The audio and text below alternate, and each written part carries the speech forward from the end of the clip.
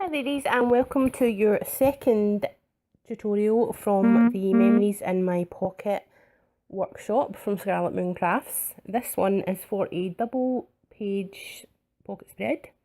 The reason I wanted to do the double page spread is because a lot of people seem to forget that these are double-sided. The pockets do only open on the front of the pages, but that doesn't mean you can't slip things in the back as well. So some people do photos on the front and journaling on the back, and some people just do separate spreads. So I'm going to show you how you can use the back of one and the front of another to do a double page spread.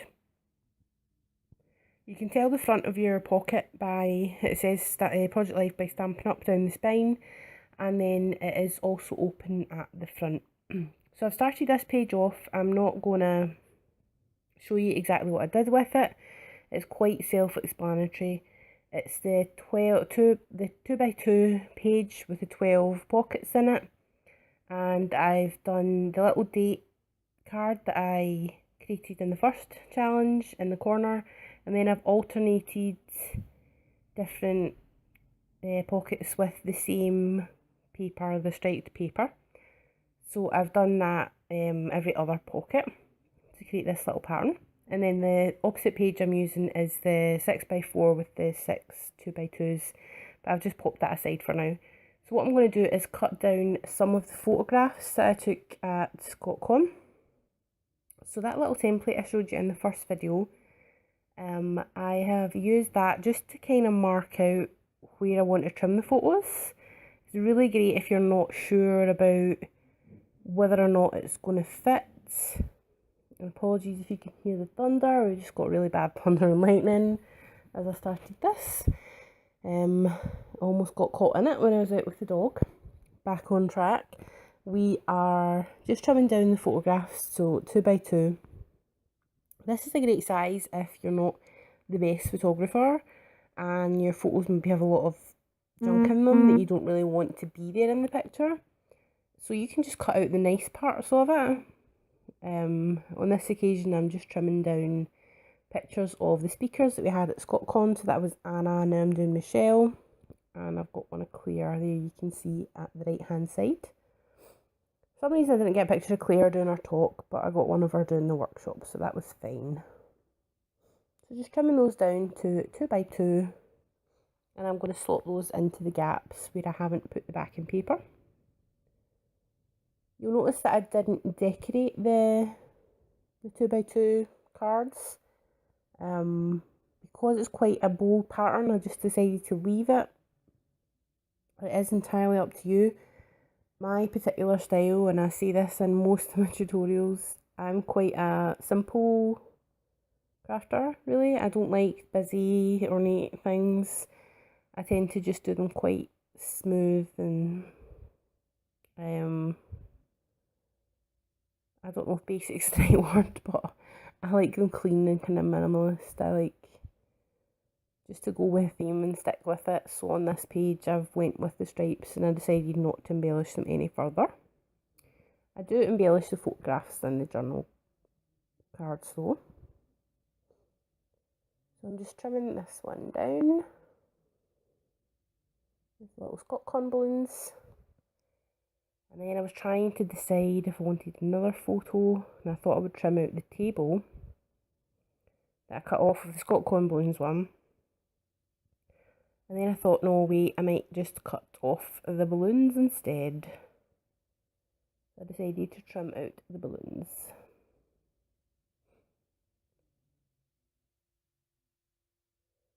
Popping my scrap in the bin. I know I said don't throw away anything, but with little skinny trimmings I do throw those away. So now I'm just laying the photographs out to see where I would like to put them.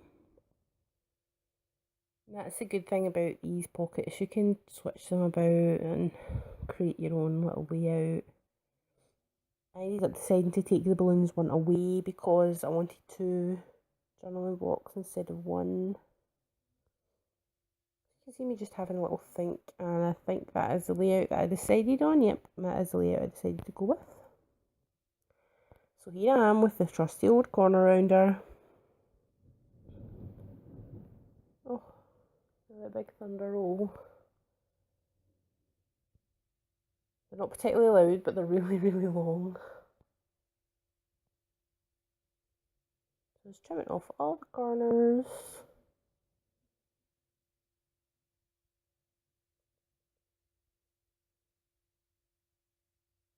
And just slipping that one in as it is.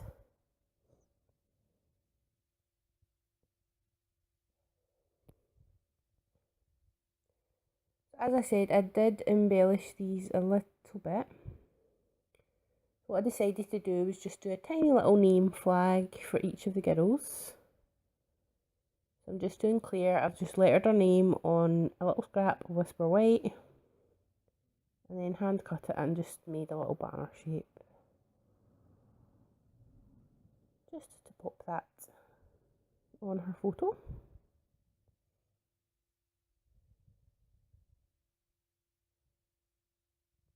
Just to give it a little bit of interest.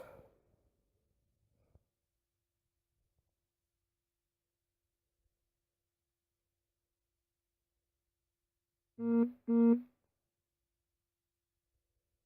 I'm just using the Stampin' Dimensionals.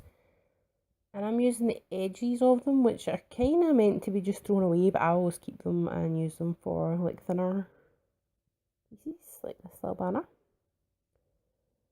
Then I decided everyone was going to get a little enamel dot as well, so I've popped a purple one on there for Claire. And you will see throughout this page I keep forgetting that I'm working on the reverse side and trying to put the photos in the front.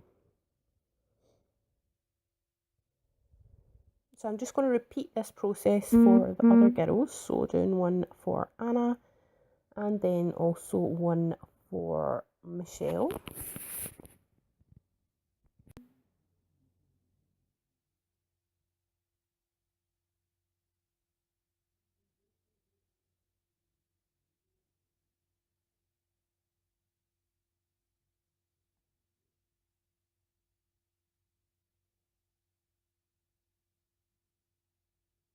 So that is them all done, and then I decided that I would put some embellishment on the Scotland balloons. And since I put one of the enamel dots with a different colour on each of the girls' photos, I just put one of each colour on the Scotland one just to tie all the photographs together.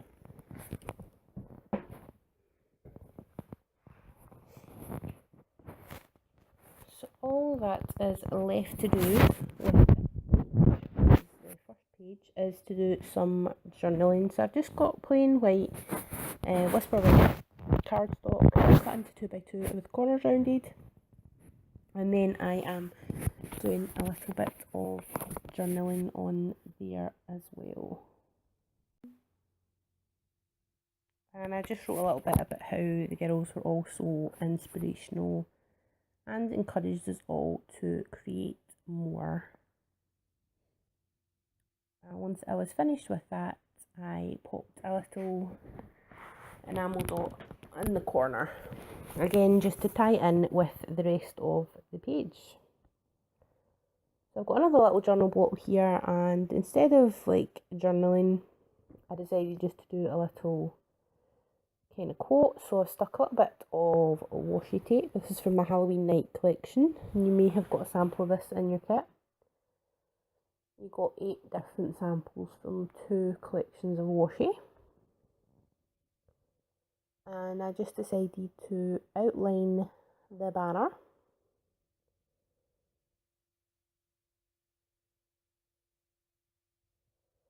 And then just letter on there, find your inspiration.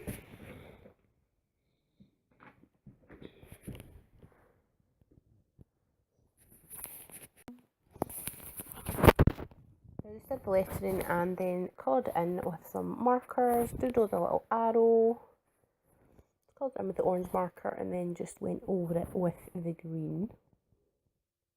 And again, a little enamel dot to tie it in with the rest of the page.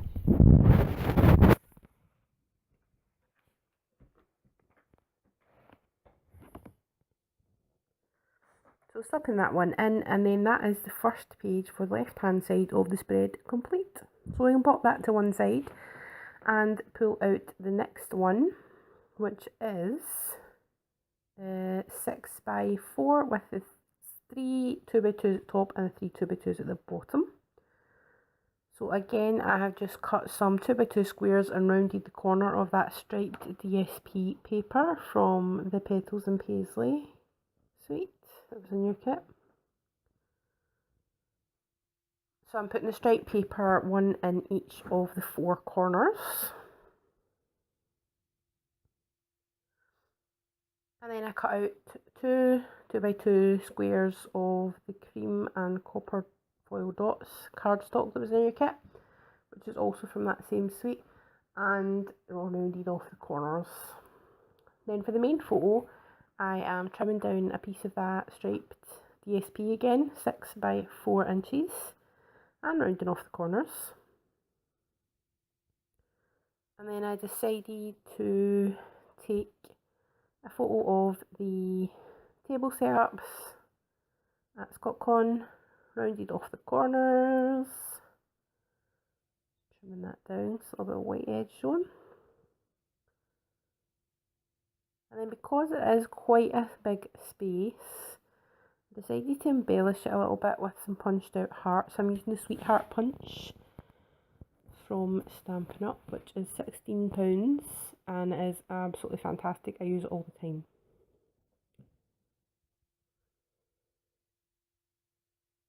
I'm pulling out some of those little miniature paper clips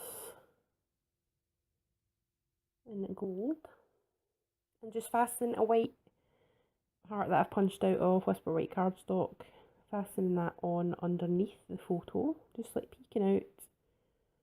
I was struggling to get it to sit the way I wanted. I wanted it clear that it was a heart, but there wasn't much room available. So I'm just messing around with it until I get it right.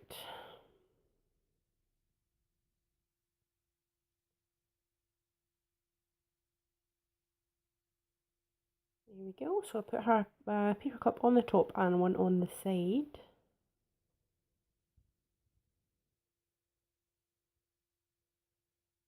Struggling to get that on there. They're so tiny.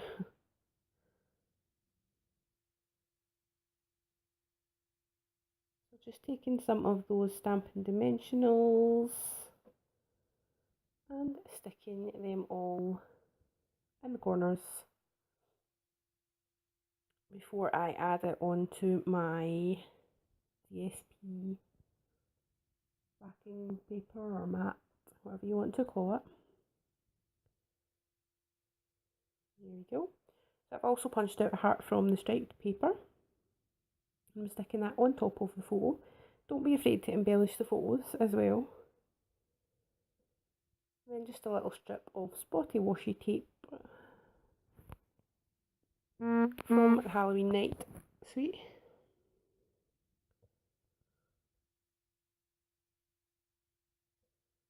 Quite a bit of the Halloween Night suite is still available on clearance. So the full set of washi is £2.90 and I think the 12x12 DSP that matches it is only £4. So that is the 2 pages complete now. So when you clip them in, they make a cohesive spread across the 2 pages.